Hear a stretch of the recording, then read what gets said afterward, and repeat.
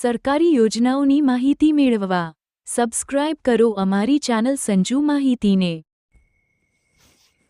નમસ્કાર મિત્રો, આ વિડીયોની અંદર આપણે પ્રધાનમંત્રી આવાસ યોજના 2.0 વિશે સંપૂર્ણ માહિતી મેળવીશું। સૌપ્રથમ તો મિત્રો કે આ યોજનાની ચર્ચા આપણે અત્યારે શા માટે કરી રહ્યા છીએ? તો મિત્રો આ યોજનાની અંદર ટૂંક જ સમયની અંદર મિત્રો ઓનલાઈન અરજી શરૂ થવાની છે। તો જે પણ લાભાર્થી મિત્રોને લાભ લેવાનો હોય તેમને મિત્રો ઓનલાઈન અરજી ચાલુ થયેથી ઓનલાઈન અરજી કરવાની રહેશે। સરકારે મિત્રો આ યોજનાની સમય મર્યાદા 5 વર્ષ વધારી છે, એટલે કે પ્રધાનમંત્રી આવાસ યોજના 2.0 મિત્રો નાણાકીય વર્ષ 2024-25થી લઈને 2028-29 સુધી મિત્રો ચાલુ રહેશે। બાકીના 5 વર્ષ માટે મિત્રો આ યોજના ચાલુ રહેશે, પરંતુ મિત્રો આ યોજનાની અંદર ઓનલાઈન અરજી ફક્ત 1 અથવા તો 2 વખત ચાલુ થશે। તો જે પણ લાભાર્થી મિત્રોને આ યોજનાનો લાભ લેવાનો હોય તેમને મિત્રો ઓનલાઈન અરજી ચાલુ થયેથી ફરજિયાત મિત્રો ઓનલાઈન અરજી કરવાની રહેશે। સિવાય કે મિત્રો સરકાર દ્વારા જો આઈ ખેડૂત પોર્ટલની અંદર જે રીતે વહેલા તે પહેલાંના ધોરણે અરજી કરે તેમને લાભ આપે, અથવા તો સરકાર દ્વારા કોઈ ડ્રો સિસ્ટમ લાવવામાં આવે તો અલગ વસ્તુ છે। બાકી મિત્રો સરકાર દ્વારા જો કોઈ સિસ્ટમ બદલવામાં ના આવે તો મિત્રો ઓનલાઈન અરજી ચાલુ થયેથી તમારે જો આ યોજનાનો લાભ લેવો હોય તો મિત્રો ફરજિયાત ઓનલાઈન અરજી કરવાની રહેશે। પ્રધાનમંત્રી આવાસ યોજના મિત્રો 2.0ની અંદર પ્રધાનમંત્રી આવાસ યોજના હેઠળ મિત્રો લાભ મેળવવા માગતા હોય તો સરકારે મિત્રો તેનો બીજો તબક્કો શરૂ કર્યો છે, જેની અંદર મિત્રો ગ્રામીણ તથા શહેરી વિસ્તારમાં રહેતા આર્થિક રીતે નબળા વર્ગ અને મધ્યમ વર્ગના પરિવારોને આ યોજના મિત્રો ફક્ત ગરીબ પરિવારો માટે નથી, EWS એટલે કે આર્થિક રીતે નબળા અને મધ્યમ વર્ગના પરિવારોને પણ મિત્રો આવાસનો લાભ મળે તે માટે મિત્રો સરકાર દ્વારા નાણાકીય સહાય પૂરી પાડવાના ઉદ્દેશથી મિત્રો આ યોજનાનો બીજો તબક્કો 2.0 મિત્રો શરૂ કરેલ છે। આ યોજનાની અંદર મિત્રો સરકાર દ્વારા નવા 1 કરોડ મકાન બાંધવા માટે મિત્રો સહાય આપવામાં આવશે।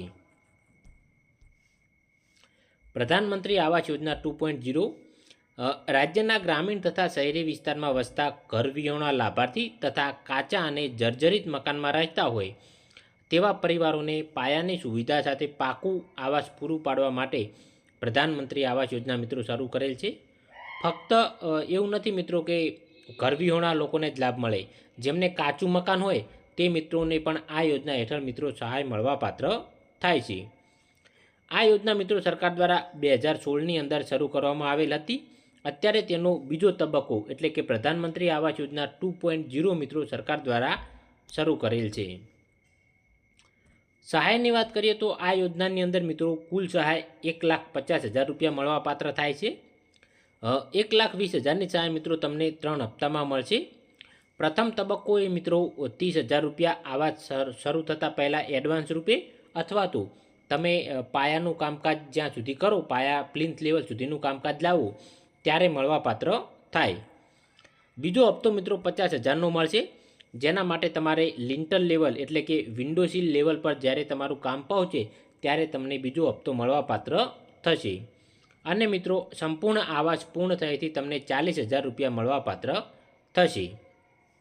તો આ મિત્રો મકાન બાંધવા માટે તમને કુલ 1,20,000 રૂપિયા સહાય મળશે, જ્યારે 30,000 રૂપિયા મિત્રો તમને અલગથી મળશે, જે ઉપરાંત લાભાર્થીને પોતાના મકાન બાંધવા માટે મનરેગા અંતર્ગત મિત્રો 17,910 રૂપિયા મળશે।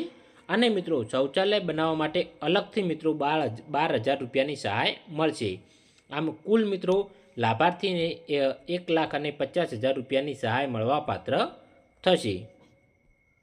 જો મિત્રો કોઈ લાભાર્થી પાસે મકાન બાંધવા માટે પ્લોટ ના હોય તો રાજ્ય સરકાર તરફથી તેમને 100 ચોરસ મીટરનો વિનામૂલ્યે પ્લોટ પણ આપવામાં આવે છે।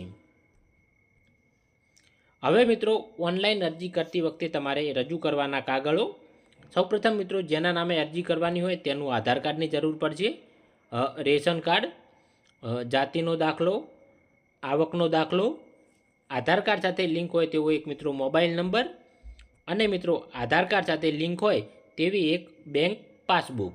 તો ઓનલાઈન અરજી કરતી વખતે મિત્રો તમારે આટલા કાગળોની જરૂર પડશે.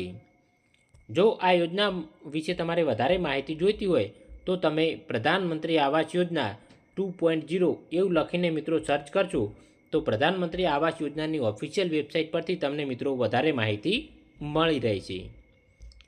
વિડીયો જોવા બદલ તમામ મિત્રોનો ખૂબ ખૂબ આભાર.